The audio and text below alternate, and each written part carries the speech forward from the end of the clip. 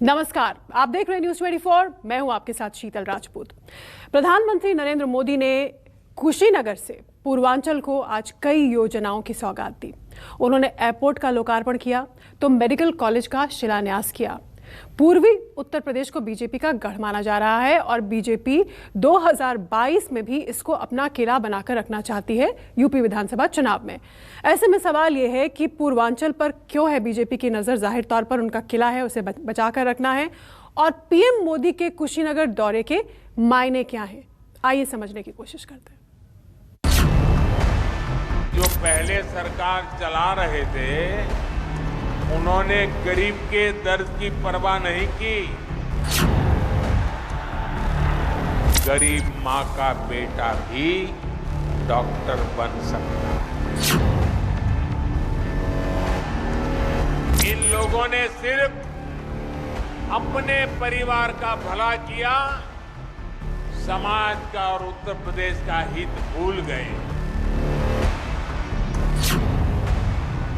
योगी जी के नेतृत्व में यहां माफिया माफी मांगता फिर रहा है।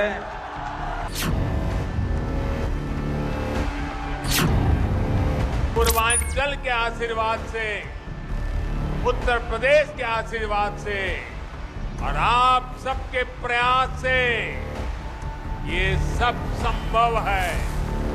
यूपी की चुनावी हवा का रुख तेज करने के लिए प्रधानमंत्री मोदी ने बुद्ध की धरती को चुना।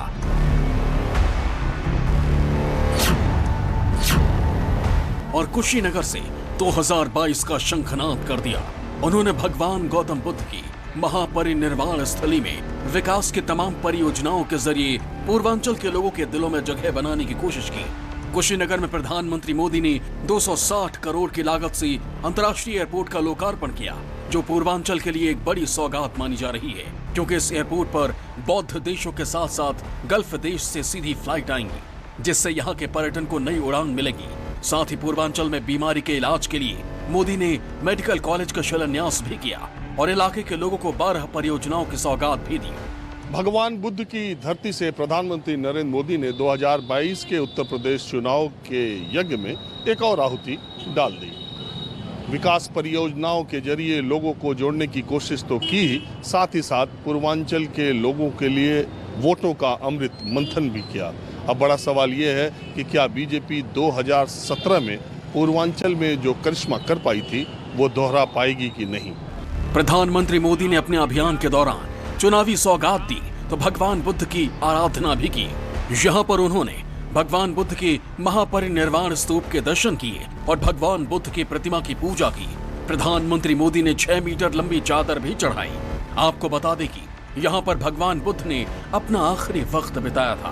पीएम मोदी ने यहाँ पर वृक्षारोपण भी किया। कुशीनगर को धार्मिक पर्यटन और विकास की दिशा देने के पीछे बीजेपी का मिशन पूर्वांचल है, क्योंकि पूर्वांचल बीजेपी का मजबूत गढ़ माना जाता है, जिसकी बड़ी वजह मोदी का वाराणसी से सांसद होना और गोरखपुर से सीएम योगी का होना है। ऐसे में प्रधानमंत्री मोदी के कुशीनगर दौरे को चुनावी माना जा रहा है। प्रधानमंत्री मोदी ने भी पूर्वांचल की धरती का ढंग से इस्तेमाल किया। एक तरफ उन्होंने तमाम विकास योजनाओं का बखान किया तो दूसरी तरफ परिवारवाद को लेकर विरोधियों पर प्रहार किया। गरीब मां का बेटा भी डॉक्टर बन सकता है, इंजीनियर बन सकता है। यहां से अनेक युवा डॉक्टर बनने का अपना सपना पूरा कर पाएंगे। पहले की सरकार के समय गरीबों से जुड़े, इंफ्रास्ट्रक्चर से जुड़े हर प्रोजेक्ट में यूपी में देर होती ही गई। जो पहले सरकार चला रहे थे उन्होंने गरीब के दर्द की परवाह नहीं की। पहले की सरकार ने अपने कर्म को घोटालों से जोड़ा, अपराधों से जोड़ा। इन लोगों की पहचान समाजवादियों की नहीं, परिवारवादी की बन गई।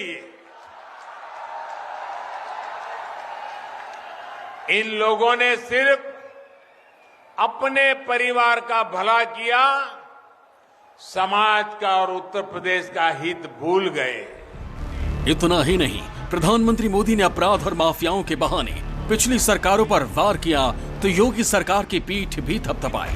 साथ ही उन्होंने गन्ना किसानों के भुगतान के बहाने कृषि कानूनों से नाराज किसानों को साधने की भी कोशिश की। 2017 से पहले जो सरकार यहां पर थी, उसकी नीति थी माफिया को खुली छूट, खुली लूट।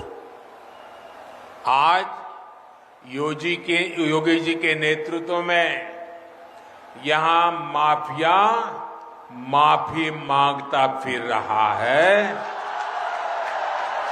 पहले जो सरकार थी उसके कार्यकाल में, योगी जी के आने के पहले उसके कार्यकाल में 5 साल में गन्ना किसानों को 1 लाख करोड़ रुपए से भी कम भुगतान किया गया था। 1 लाख करोड़ से भी कम।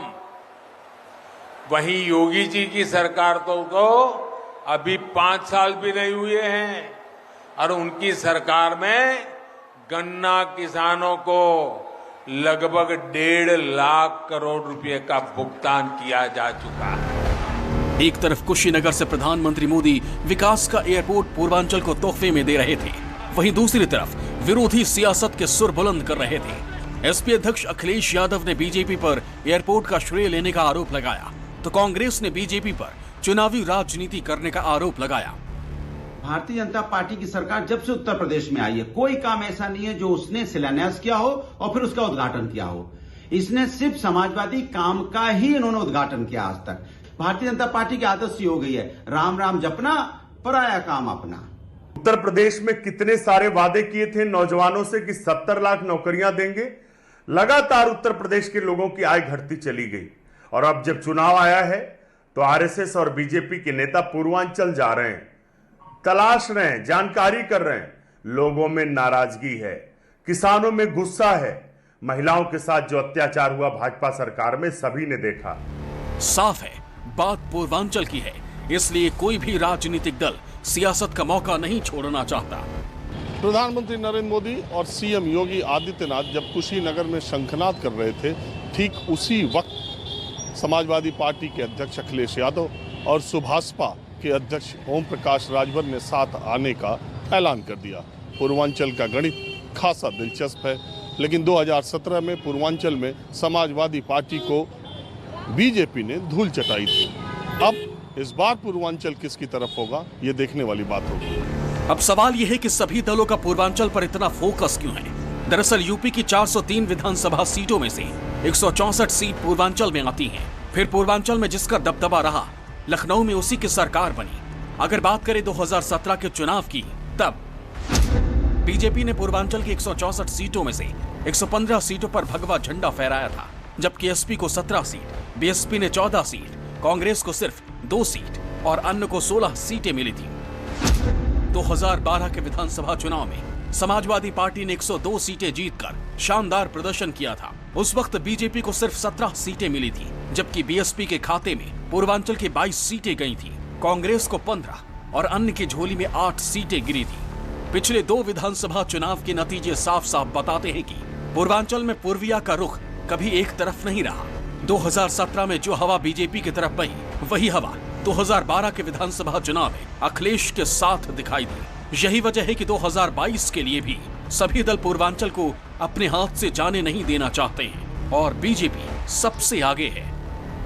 Bureau report, news 24।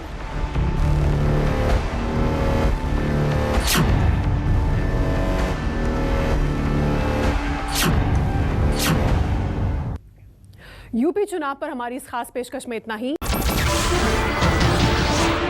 नमस्कार, मैं हूं मानक गुप्ता।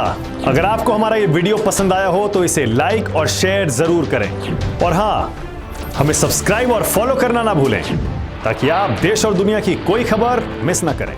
तो जुड़े रहिए हमारे साथ और देखते रहिए न्यूज़ 24।